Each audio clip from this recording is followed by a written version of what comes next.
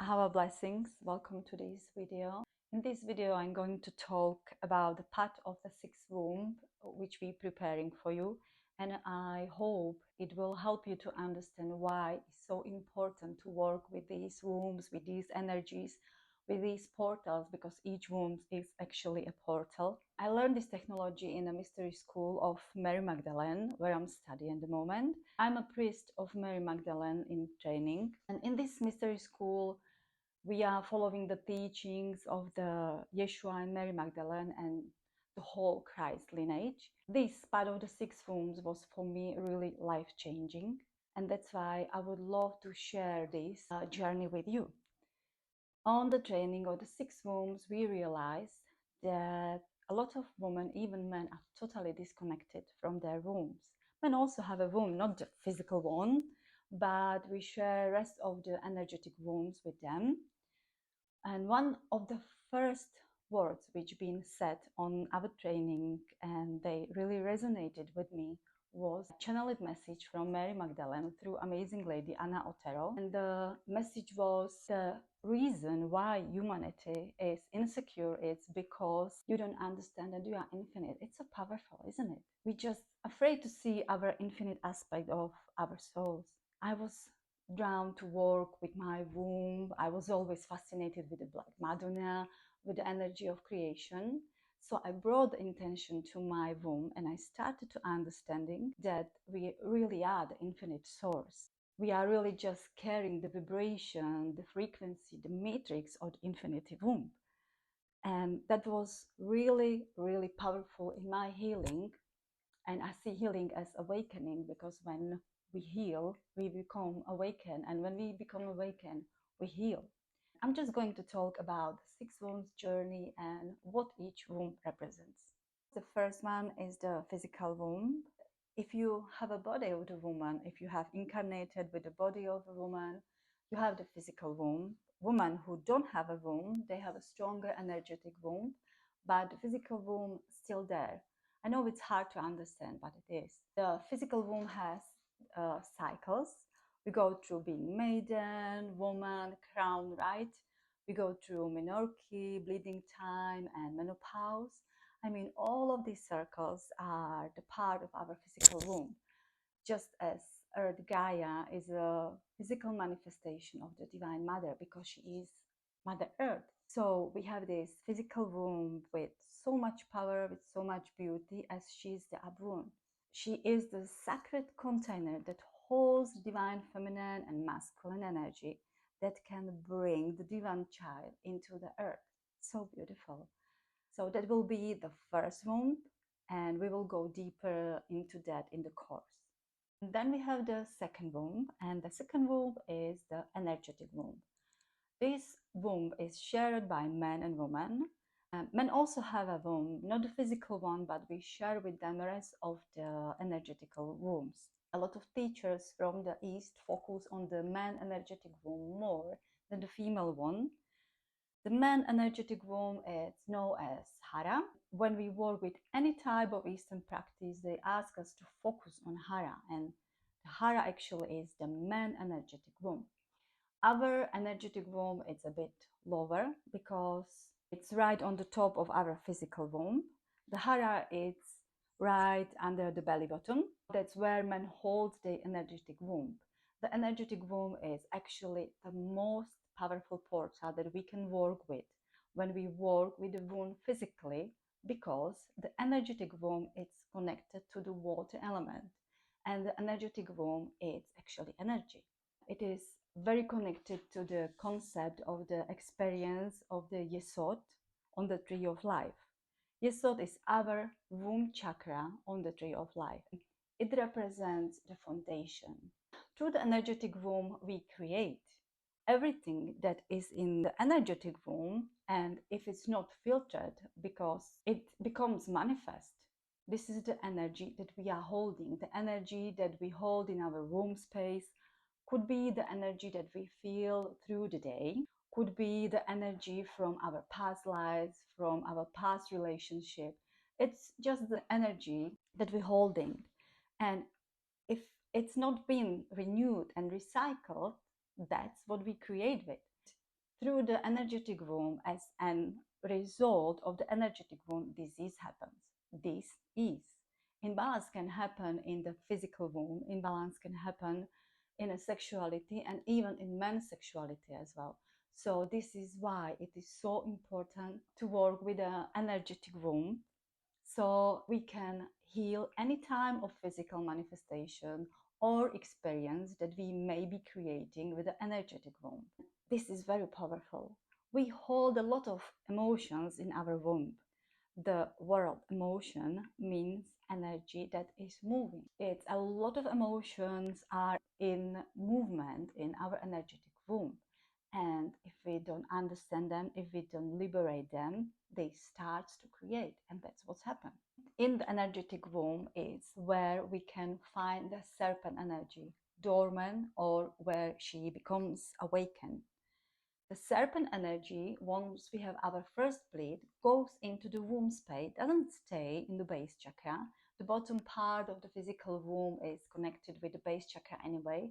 So in the energetic womb is where the serpent is awakened. This is very important because when the serpent is awakened, we going back to the tree of life where we being given the apple from Eve. When we take the apple, which is the wisdom, with the 5 seeds, the manifestation of the human and all the possibilities that the human can achieve and manifest through the soul path awakening, through the soul mission awakening, that's the 5 seeds, the manifestation. So when we accept the apple, the wisdom from Mother Eve, we are given 2 expressions. We are exposed the duality of life. So in the energetic womb, when the snakes awakens, we can choose here to create or destroy. This is the power what humans have, and this is the power what women have.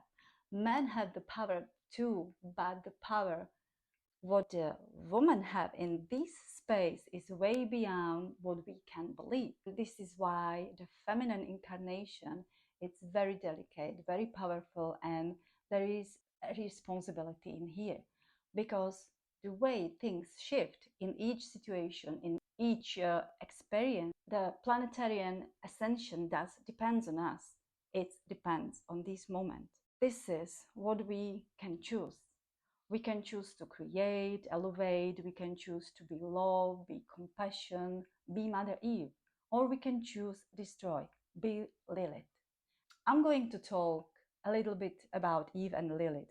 I know in the feminist movement, Lilith has become a goddess of liberation. That creation of her, using her as a base archetype, it's totally different. So let's leave this behind. And as I know, a lot of women use Lilith as a empowering archetype for sexuality expression and liberation. But let's look on who Lilith really is. What are the teachings of the Eve and Lilith? When we read the Holy Scripture, we can read that the first wife of the Adam was Lilith. He kicked her out because she wanted to have sex with him on the top of him, and so he chose Eve because she was so much submissive. No, we need to learn how to read the Holy Scripture. Adam is not a man. Adam means human, and human that is created from the blood of the earth, from the blood of the mother, blood, Adama. Dam means blood, and Adama means human. Lilith is the power, your creative power, and she wanted to control Adam with her sexuality, with her power over sexual energy, the power of her Kundalini. She wants to control Adama, the humanity, and that's why she wanted to have sex on the top. She want to have the creative power, smother humanity. And Adama said no. Humanity said no. Humanity won over this at that moment. So it's a story that humanity needs to win over that power. She flew away, and then all of these different stories came out that she's hunts women who were pregnant and she eats children, and that's how she survives. Yeah, horrible, right? Lilith actually represents the raw energy of Kundalini, that powerful energy that wants to take control of you, that wants to take control of humanity, that wants to destroy, that wants to be on the top. So powerful. That's what she represents. And Eve, she represents our choice. That choice that we are given to choose creation, to choose love, to choose create with love, with the soul essence that we are. This is something that as humans we need to choose every day. Every day we need to choose, and that's the first thing we should think about in the morning. Today I'm the powerful human and I choose to create with love. And if any obstacles come into my path, I know I can overcome these obstacles through the power of the creativity, not through distraction. This is the seed that we have. We can choose every day is a choice. So Eve represents the exaltation of feminine energy. Eve represents the embodiment of the Chokhmah, of the divine feminine presence. Eve represents the seed of the new humanity. Eve represents Mary Magdalene right on the earth, right now with us, wanting to awaken woman, wanting to awaken man also. Lilith is the most destructive force that we have within us, and she is. She is the serpent energy wants to awaken, and when we not working on our heart center, when we not working with Eve, when the serpent awaken, all she wants to do is create, and she will create with anything. So a lot of times the serpent energy will awaken, but she cannot elevate because charisma is not awakened, the heart is not awakened. So she puts down and she's go back into the first chakra and starts to create with the crazy programs and patterns that we have. And then what's happened? In our second chakra, all these crazy programs and patterns become manifest. So we go into these cycles of relationships, cycles of things happening us to again, because this energy is awakened, and as more we awaken her, the more we need to be focused on our heart. We can do this energetically, or we can really just make a decision every day to reflect upon her actions, upon her feelings. It doesn't mean that we're going to be perfect. Everything is a choice. It is a choice through the creation code of the Eve, continue with anger or choose something else. And when we choose something else, we're creating something new. So again, Lilith represents just the darkest aspect of ourselves that is waiting for something to awaken, so we can crush ourselves, we can destroy ourselves and others. We can control, manipulate, and all of that crazy, horrible energy, that's Lilith. So we need to understand what she means in sacred scriptures and what is the story, what is the transmission, what they wanted to give it to us. It is your raw sexual power that has no channel, no love, no unity, no heart, and you just destroy everything. And that's what's happened, and it's happened a lot. When we choose the dark, when we choose manipulate, sabotage ourselves or others, we are being controlled by Lilith. And again, everything is a choice. When we choose the Eve, the creation code of the Eve, we choose the Nukhra, we choose the Hava. Hava is the name of Eve in Aramaic, and when we connect to her exaltation, this is the Hava, the Nukhra, and all of this is in our energetic womb. In your energetic womb, it's your serpent energy awakened already. Now, what are you doing with her? Do you consciously move her up to your higher chakras and she can come back down and create with a celestial, pure Havadanuhra energy? Or you can just leave her down there, totally unconscious, so she can do anything she wants and she will create with anything. One of the things that energetic womb teaching us is the power of stillness. Stillness doesn't mean that you are not doing anything. Stillness just means that you silent and then you breathing within your presence. In stillness, you're actually creating with you. You're creating with the dragon energy. You are creating with your soul self. And this is the power of the energetic womb. In the teachings of Mary Magdalene regarding our different chakras on the tree of life, we told that our foundation is water. That is where we should be grounded in. We should be grounded in everything that we're creating with the energetically, knowing what's happening, that we can manifest. Then we have the serpent womb, the womb of Kundalini, the womb of the holy flame. When the womb of the holy flame awakens, and there is the serpent energy coming up to purify and penetrate the heart, and this is a lot of fire within us, and this fire that is awakened and the holy flame purifies a lot in our energy, in our energetic field, in our past lives, and also in our present life. Just a lot of purification just goes into the heart and penetrate the heart, so the heart starts to open up. When this happens, we got the fourth womb, which is the womb of divine union. The womb of divine union is the womb of love. I love to call it the Hathor chakra, the Hathor experience, where we are creating with these two energies that are constantly living within us. Then we got the fifth womb, which is the dragon womb. That is when the serpent energy just jumps into our higher chakras, has united with the cosmic Kundalini, with the Shekinah. So our serpent energy is a dragon energy.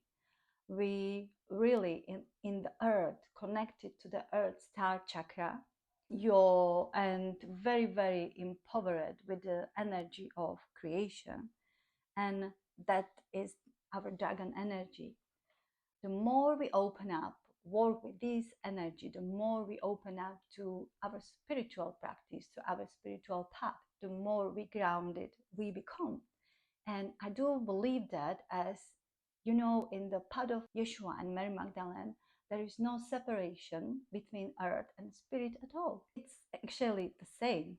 What we do here affects what's happening up there. And what we do with the spirit is what's happening down here. So the more we ground, the more we are tuning ourselves with the rhythm of the celestial matrix, and the more we work with the celestial matrix, the more we bring that into the earth. It is a sacred partnership. It cannot be separate. The moment we say, oh, you know, this is spiritual and this is material, we're already living in separation. It's the same thing. And I truly believe in that. The only thing is that here, as a humanity, when we stuck with our serpent energy and we are asleep, when I say we sleep, I mean we are not awakened. The crown chakra is totally calcified and closed. The duality that we live in, it's our reality. The duality is not unity. And remember that it is through the feminine experience that duality happens. It is through the Mother Eve. It is through coming here through the womb that we are experience duality. So it is the feminine, the divine feminine, that brings us experience of duality. Why? Because it's the divine feminine presence that brings us back to unity. That's why we're working so much. We're being called to work with the divine feminine presence to go into the unity. When we work with the divine feminine, we work with the divine masculine always, because she contains both energies. This is important to understand. So the dragon energy expands, we ground, we manifesting, everything is powerful in our lives.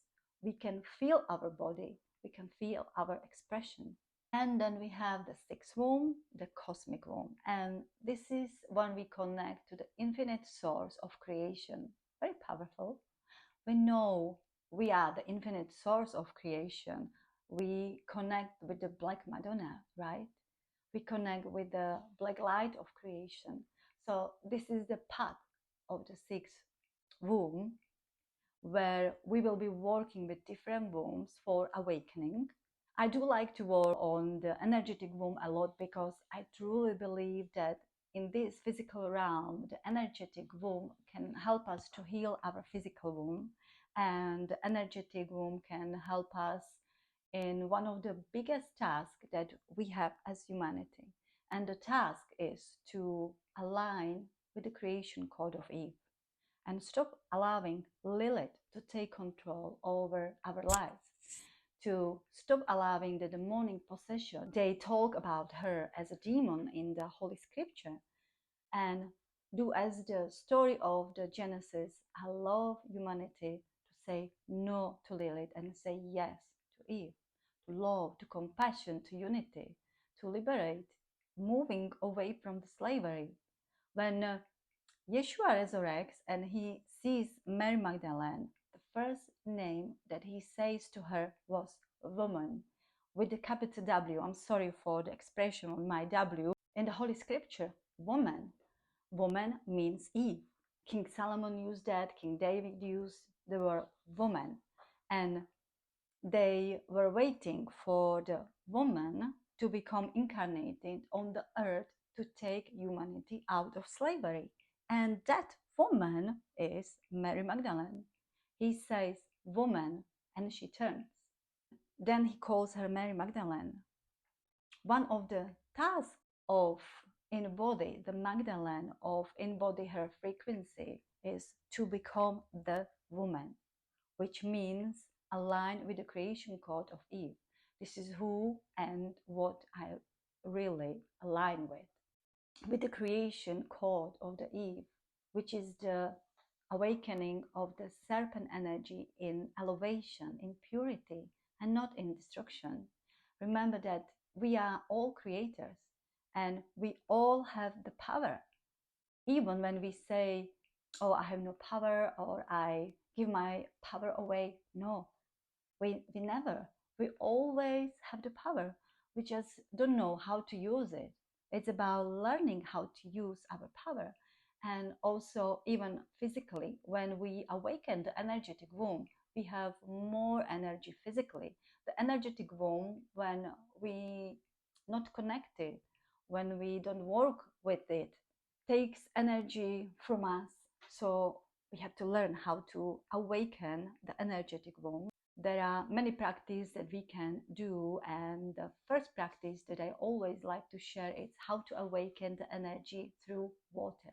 Once we really reflect on the power to choose, the power to heal, we work with that mem energy, the water energy, then we can work with a holy flame. But before, we need to align with the Mother Eve and embody this frequency of Mary Magdalene. I hope that you have enjoyed this video, and please, if you have any question, ask me, text me, whatever. The Magdalene 6 womb journey will start on the 2nd September. If the weather will be nice, we're gonna do it outside because I love to connect with the nature, love to connect with the Mother Earth. There will be a lot of connection with water, but I know when life gets in the way, we can do it indoor. More information will be put it on the website later. And this part, it's 6 weeks gathering. I know that some of you maybe cannot be present all 6 weeks or cannot be present at all. So that's why this powerful journey will be available also online, that you can buy it as a package.